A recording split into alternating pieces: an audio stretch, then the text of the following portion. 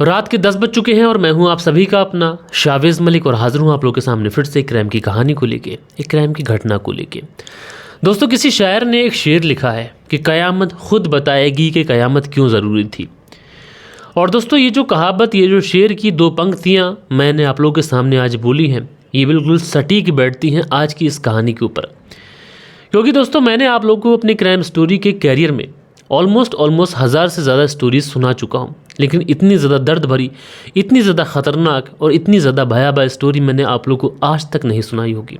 क्योंकि दोस्तों, आप लोगों ने देखा होगा कि तमाम क्राइम की स्टोरियों में कई रिश्तों को कलंकित किया गया है, लेकिन दोस्तों कई रिश्तों को कलंकित किया जाता है, लेकिन उसकी भी कुछ सीमाएँ होती हैं। लेकिन दोस्तों, आज जो भाई और बहन वाले रिश्ते को जिस तरीके से कलंकित किया गया है, इसमें सारी ही सीमाएं लांघ दी गई। अगर आप एक बहन से पूछेंगे, एक लड़की से पूछेंगे कि तुम सबसे ज़्यादा सुरक्षित किसके पास में हो, तो वो अपनी माँ और पिता के बाद में अगर किसी का नाम बताएगी तो अपने भाई का नाम बताएगी। लेकिन दोस्तों, आज की इस घटना के अंदर एक भाई ने अपनी बहन के साथ में जो किया, ना कि उसने अपने भाई और बहन के रिश्ते को कलंकित किया, बल्कि इस रिश्ते के ऊपर ऐसा एक बदनुमा दाग लगा दिया कि न जाने कितनी ही बहनें अपने भाई के साथ में एक तरीके से सुरक्षित महसूस नहीं करेंगी। यकीनन दोस्तों, ये कहानी आप लोगों को अंदर तक तोड़ के रख सकती है, ये कहानी आप लोगों को झकझोर के रख सकती है। तो पूरी ही कहानी मैं आप लोगों को सिलसिलेवार तरीके से दोस्तों सुनाऊंगा, लेकिन आप लोगों से रिक्वेस्ट है कि अगर आप लोग इस चैनल पर पहली बार आए हैं तो चैनल को ज़रूर सब्सक्राइब कर लें, साथ में जो बेल आइकन रहता है उसे भी प्रेस कर लें, ताकि हमारी जो क्राइम डॉक्यूमेंट्रीज होती हैं ये आप लोगों को रेगुलर बेसिस पे मिल सकें और आप लोग टाइम टू टाइम हमारी क्राइम की कहानियों से अप टू डेट रह सके। तो चलते हैं दोस्तों, सीधा इस कहानी का रुख करते हैं। दोस्तों, बात करूं अगर मैं आज की इस कहानी की, तो आज की इस कहानी की शुरुआत होती है उत्तर प्रदेश से। उत्तर प्रदेश का एक ज़िला लगता है एटा ज़िला, और इसी एटा ज़िले के अंतर्गत एक थाना आता है बागबाला थाना, और इसी बागबाला थाने के अंतर्गत एक परिवार रहा करता है। इस परिवार में परिवार का जो बेटा है वो कामकाज करता है, लेकिन यहाँ पर जिस जगह पर वो रहता है बागबाला थाने में, जिस गांव के अंदर, वहाँ पर अमूमन उस तरीके का कामकाज नहीं होता जिस तरीके का कामकाज उसे मिलना चाहिए।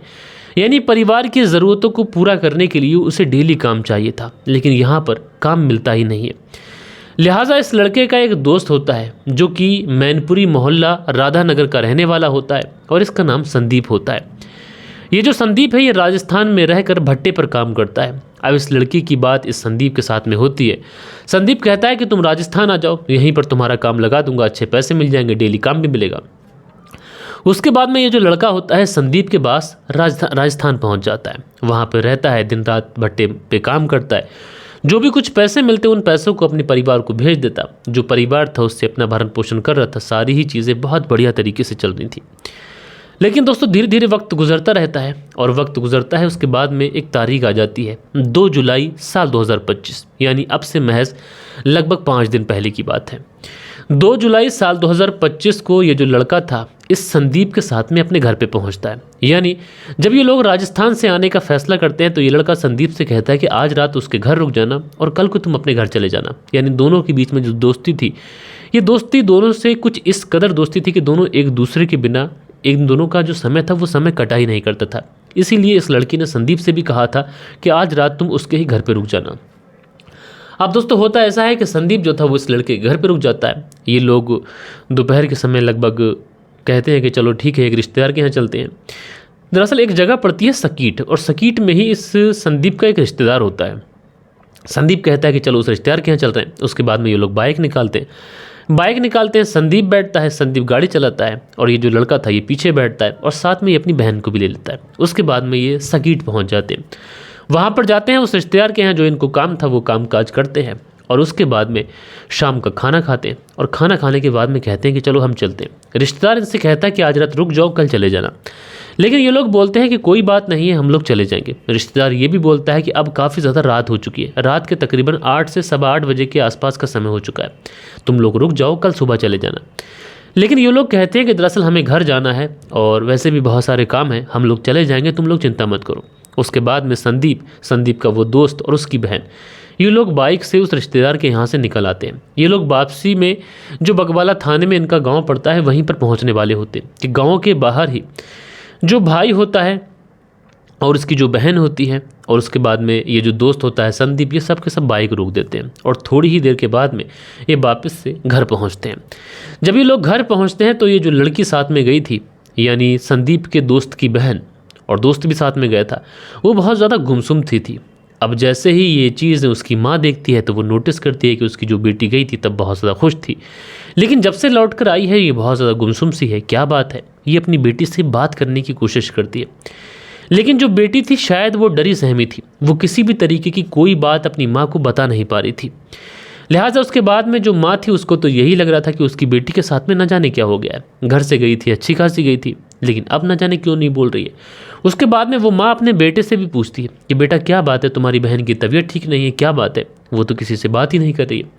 तो जो भाई होता है वो कहता है कि थोड़ी सी उसकी तबीयत खराब है, आई है लौट कर थक गई है, कल सुबह को नॉर्मल हो जाएगी, आप ज़्यादा चिंता मत करिए।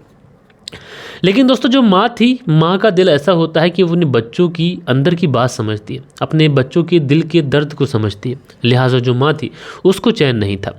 वो अपनी बेटी के पास पहुँचती है रात के समय में ही, और उसके बाद में अपनी बेटी से पूछती है कि बेटा क्या बात है। तो बेटी कुछ नहीं बताती है। माँ जो थी अपनी बेटी के साथ उसी कमरे में सो जाती है। सुबह को फिर उठती है, बेटी की आंखों में आंसू देखती है, तो फिर अपनी बेटी से पूछती है कि बेटा क्या बात है। तो जो बिटिया होती है जो बात बताती है उसे सुनने के बाद में इस माँ का कलेजा कांप जाता है। इस माँ को यकीन ही नहीं होता है कि बिटिया जो बातें बता रही है क्या वो सच है। लिहाजा उसके बाद में ये जो माँ होती है अपनी उस बेटी को अपने साथ लेती है और पहुँच जाती है बागवाला थाने में। और वहाँ पर पहुँचने के बाद में पुलिस से कहती है कि साहब उसका जो बेटा है और उसका जो दोस्त है संदीप, इन दोनों को गिरफ्तार कर लीजिए। अब जैसे ही ये बात पुलिस सुनती है कि अपने बेटे को और उसके दोस्त को ये जो महिला है ये गिरफ्तार कराना चाह रही है, आखिरकार बात क्या है, पुलिस उस महिला से पूछती है। तो उसके बाद में ये कहती है कि दरअसल यहाँ पर अगर कोई महिला पुलिसकर्मी हो तो उसको बुलाइए। उसके बाद में महिला पुलिसकर्मी को बुलाया जाता है। उसके बाद में पूछताछ की जाती है। उसके बाद में उसी लड़की से जब पूछताछ की जाती है और लड़की जो कहानी बताती है, यकीनन दोस्तों जब आप लोग उस पूरी कहानी को सुनेंगे तो आप लोग अपने कानों पर विश्वास नहीं करेंगे। आप लोगों को लगेगा कि ये क्या हो गया, क्या आज के ज़माने में ऐसा पॉसिबल है। दरअसल ये लड़की बताती है कि उसका जो भाई है ये संदीप नाम के इस लड़के के साथ में राजस्थान में रहकर भट्टे पर काम करता है और वहीं पर मेहनत मजदूरी करता है। जो भी पैसे कमाता है वो घर भेजता है। इसी 2 तारीख को यानी कल के ही दिन ये लौट कर आया, अपने दोस्त संदीप को भी अपने साथ ले आया। घर पर थोड़ी बहुत देर रुका। उसके बाद में संदीप बोला कि मुझे अपने यहाँ एक रिश्तेदार के यहाँ चलना है, तुम लोग भी साथ चलो। उसके बाद में मैं और मेरा भाई और ये जो संदीप था, हम सब के सब उस रिश्तेदार के यहाँ पहुँच गए। शाम को हमने वहाँ पर खाना खाया। खाना खाने के बाद में रिश्तेदार हमको बहुत ज़्यादा रोकते रहे। रात काफ़ी हो चुकी थी, 8 से सवा 8 बजे के आसपास का समय हो चुका था। लेकिन संदीप और भैया बोल रहे थे कि हम लोग नहीं रुकेंगे, हम लोगों को वापस घर जाना है क्योंकि हमें बहुत ज़्यादा काम है, इसलिए हम लोग वापस लौटते। रास्ते में हम लोग लौट रहे थे तो मैं पीछे बैठी हुई थी, भैया बीच में बैठे हुए थे और संदीप गाड़ी चला रहा था। तो कहीं ना कहीं जो ढसोके आते हैं, जो गच्ची आती है, जो रोड ख़राब होता है, ऊपर नीचे के जो एक तरफ से जो हिलकोरे लगते हैं, उसमें कहीं ना कहीं अब जो 3 इंसान बाइक पर बैठेंगे तो कहीं ना कहीं एक दूसरे से टच भी होंगे। अब इसी बीच में उसका जो भाई था उसके ऊपर शैतान सवार हो जाता है। रात के 9 बजे के आसपास ये लोग गांव के बाहर तक आ जाते हैं। उसी समय मेरा भाई बोलता है कि संदीप गाड़ी रोको। संदीप गाड़ी रोकता है। उसके बाद में ये दोनों साइड में जाते हैं और साइड में जाके न जाने क्या बातें करते हैं और उसके बाद ये लोग वापस आते हैं और मेरे साथ में ज़ोर ज़बरदस्ती करने लगते हैं। मैं परेशान थी कि मेरा भाई साथ में है, उसके बावजूद भी उसका दोस्त मेरे साथ में इस तरीके की छेड़खानी कर रहा है। उसके बाद में ये लड़की बताती है कि मैं विरोध करती हूँ, मैं अपने भाई को अपने रिश्ते का वास्ता देती हूँ, लेकिन जो भाई था वो मानता नहीं है। वो अपने दोस्त संदीप के साथ मिलकर मेरे साथ ज़ोर ज़बरदस्ती करता है। उसके बाद में ये लोग उठाकर मुझे पीछे झाड़ियों में लेके जाते हैं और उसके बाद ये दोनों लोग मेरे साथ में बारी बारी से रेप करते हैं। अब दोस्तों जैसे ही ये बात पुलिस वाले सुनते हैं कि एक भाई ने अपनी ही बहन के साथ में अपने दोस्त के साथ मिलकर गैंग रेप किया है, पुलिस वालों की सिट्टी विट्टी गुल हो जाती है। पुलिस वाले भी तुरंत इस मामले को बहुत ज़्यादा गंभीरता से लेते हैं और तुरंत से तुरंत इस एफआईआर को दर्ज करते हैं। एफआईआर को दर्ज करने के बाद में ये जो संदीप था और उसका जो दोस्त था यानी इस लड़की का भाई, इन दोनों को अरेस्ट कर लिया जाता है। अरेस्ट करने के बाद में इन दोनों को पुलिस थाने लेके आया जाता है और पुलिस थाने लाने के बाद में जब इनसे पूछताछ की जाती है तो ये दोनों अपना जुर्म कबूल कर लेते हैं। हालांकि दोस्तों लड़की का मेडिकल चेकअप, ये सारी चीज़ें कराई जाएंगी और उसके बाद में जो भी चीज़ें आएंगी उसके आधार पर इन्हें सख्त सख्त सज़ा दी जाएगी। जो एसएसपी एटा हैं श्याम नारायण सिंह, उन्होंने बताया कि एक महिला पुलिस थाने में आई थी अपनी बेटी के साथ में और उसने अपने ही बेटे और उसके दोस्त के ऊपर अपनी ही बेटी के साथ में गैंग रेप करने की बात कही है। हालांकि दोनों आरोपियों को गिरफ्तार कर लिया गया है, और संबंधित धाराओं में उनके ऊपर मुकदमा दर्ज हो गया है, उसके बाद में जिस तरीके की सबूत इन लोगों के ऊपर तय होते हैं उस तरीके से सज़ा इनको दी जाएगी। लेकिन दोस्तों बड़ी हैरानी होती है इस घटना को सुनाने के बाद में, एक भाई जिसके पास में अगर कोई बहन हो तो वो अपने आप को सुरक्षित महसूस करे, और वही भाई अपने दोस्त के साथ मिलकर अपनी बहन के साथ में अगर गैंग रेप करे तो आप लोग क्या कहेंगे? आज का ये समाज है किस कदर जा रहा है, किस तरफ जा रहा है? तो ऐसे समाज को अगर कहे जाए तो ये दुनिया कब तक चल रही है, चलती रहे, लेकिन ये दुनिया चलने के लायक है नहीं। बहरहाल दोस्तों, आप लोग इस पूरी कहानी के बारे में जो भी बोलते हैं अपनी राय नीचे कमेंट्स बॉक्स में दीजिएगा।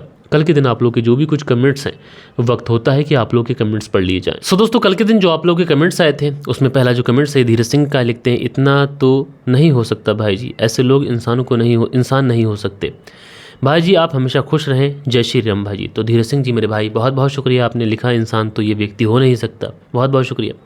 अली रोशन है, लिखते हैं नाइस स्टोरी सर, तो अली रोशन जी शुक्रिया। दिनेश कुमार है, लिखते हैं नाइस मेरे भाई, बहुत बढ़िया कहानी है, बेस्ट ऑफ लक। तो दिनेश कुमार जी मेरे भाई बहुत बहुत शुक्रिया। उसके बाद में दिनेश कुमार लिखते हैं बहुत ही ज़्यादा बढ़िया कहानी है, दिनेश कुमार जी शुक्रिया। मंसूरी भाईजान लिखते हैं भाई जी हम आपकी कहानी को सऊदी अरब से सुनते हैं, और भाई जी आपका कहानी सुनाने का अंदाज़ बहुत अच्छा है। तो मंसूरी भाईजान जी मेरे भाई शुक्रिया। मंसूरी भाईजान आगे लिखते हैं गुड जॉब भाई जी, मंसूरी भाईजान जी शुक्रिया। दिनेश कुमार लिखते हैं नमस्कार मलिक भाई साहब, बहुत बढ़िया स्टोरी है, मेहनत का फल आपको ज़रूर मिलेगा, बेस्ट विशेष। दिनेश कुमार जी शुक्रिया मेरे भाई। धीरेन्द्र जी हैं, लिखते हैं बहुत बढ़िया कहानी है, बढ़िया कहानी है, आपने बहुत अच्छे तरीके से सुनाई और आपने बहुत सही बोला, तो भाई शुक्रिया आपका। उसके बाद में मनदीप वर्मा है, लिखते हैं नमस्ते sir ji, I like your voice, keep it up sir ji. Pradeep Verma Jalandhar Punjab से, तो प्रदीप वर्मा आपका बहुत बहुत शुक्रिया बहन। उसके बाद में एमडी मुजीब हैं, लिखते हैं बहुत ही दर्दनाक कहानी है, मन विचलित हो गया, तो एमडी मुजीब जी शुक्रिया आपका। बालेश्वर बिहारी हैं, लिखते हैं मलिक साहब जी नमस्कार सर जी, कहानी सुनकर मैं तो पूरा हिल गया, लेकिन आप कहानी कैसे सुना देते हो सर जी थैंक्स सर जी। तो बालेश्वर बिहारी जी क्या करें, काम ही है, लेकिन उसके बावजूद भी आप लोगों तक सच पहुंचाना पड़ता है, शुक्रिया आपका।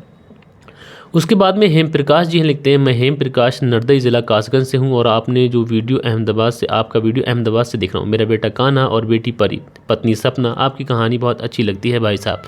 तो आपके पूरे परिवार का बहुत बहुत शुक्रिया। मोहम्मद जुरेश जी हार्ट बनाते हैं, शाकिब जी हार्ट बनाते हैं, मंसूरी भाईजान जी हार्ट बनाते हैं, बहुत बहुत शुक्रिया। नसीर अहमद लिखते हैं अस्सलाम वालेकुम शाविज़ भाई, ना उम्मीद नहीं होना शाविज़ भाई, अल्लाह पाक उन्हीं को आजमाते हैं जिन्हें अल्लाह पाक पसंद करते हैं। तो नसीर अहमद जी मेरे भाई शुक्रिया आपका। कटवा प्रदीप हैं जो हार्ट बनाकर कमेंट करते हैं, शुक्रिया। मंसूरी भाईजान जी कमेंट्स करते हैं। शान आलम है, लिखते हैं नाइस स्टोरी, संभल फतेहपुर देव से सुनता हूँ भाई, शुक्रिया शान आलम जी। उसके बाद में राजकिशोर चौरसिया महाबालेश्वर महाराष्ट्र से कहानी सुनते हैं। दिनेश कुमार लिखते हैं मैं और मेरी वाइफ आपको अल्मेटी कजाकिस्तान से सुनते हैं, तो दिनेश कुमार जी शुक्रिया आपका। उसके बाद में नरगिस बानो है, लिखती हैं क्या हो गया है इंसानों को, जानवर से भी ज़्यादा हैवानियत करते हैं, शुक्रिया आपका। दिनेश कुमार जी हार्ट बनते हैं, बहुत बहुत शुक्रिया। सो दोस्तों, जो कल की कहानी थी, ये कल की कहानी ऑलमोस्ट मैंने जब अपलोड की थी तो उस समय 12 बजे के आसपास का समय हो चुका था, क्योंकि वाईफाई अचानक से चला गया, और जब तक वाईफाई लौट के आया तो आधी वीडियो तो ऑलरेडी अपलोड हो चुकी थी, और जब तक वाईफाई आया तो समय लगभग 11:30 के आसपास हो चुका था। तो थंबनेल लगाया, सारी चीज़ें हुई, ऑलमोस्ट पौने 12 बजे के आसपास वीडियो अपलोड हुआ। लेकिन दोस्तों, मैं आप सभी लोगों से रिक्वेस्ट करता हूँ कि कल के दिन का जो वीडियो था, ये वीडियो अपने आप में बहुत ही ज़्यादा महत्वपूर्ण और बहुत ही ज़्यादा अमेजिंग था। तो कल वाली वीडियो को आप लोग ज़रूर से ज़रूर देखिएगा। कल वाला वीडियो और कल वाली जो डॉक्यूमेंट्री थी, मैंने बहुत ज़्यादा मेहनत से बनाई थी, और आप लोग भी सुनेंगे तो आप लोग को भी बहुत ज़्यादा उस घटना को सुनकर अच्छा लगेगा, और आप लोग कहेंगे कि आखिरकार किस किस तरीके की, किस किस प्रवृत्ति के इंसान पड़े हुए हैं। और दोस्तों, कल के दिन जो आप लोगों ने कमेंट्स किए थे वो भी मैंने पढ़े। आशा करता हूँ कि आज की जो कहानी है वो कहानी आप लोग को ज़रूर से ज़रूर पसंद आई होगी, मेरे सुनाने का अंदाज़ आप लोग को पसंद आया होगा, और ऐसे व्यक्ति को क्या सज़ा मिलनी चाहिए आप लोग ये भी कमेंट्स करके बताइएगा। बाकी दोस्तों, मिलते हैं कल के दिन किसी और क्राइम स्टोरी के साथ में। जब तक के लिए अपना ख्याल रखें, देश का ख्याल रखें, परिवार के रिश्तों की अहमियत को समझें। जय हिंद, जय भारत।